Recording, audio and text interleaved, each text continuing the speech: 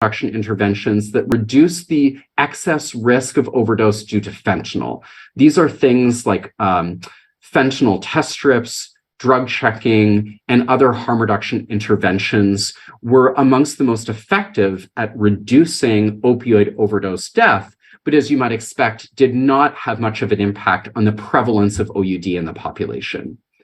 Down here in the other part of the graph, we see interventions that focus on reducing the recurrence of opioid use disorder. Supporting people in recovery were among those most effective at both reducing overdose deaths and reducing the prevalence of OUD.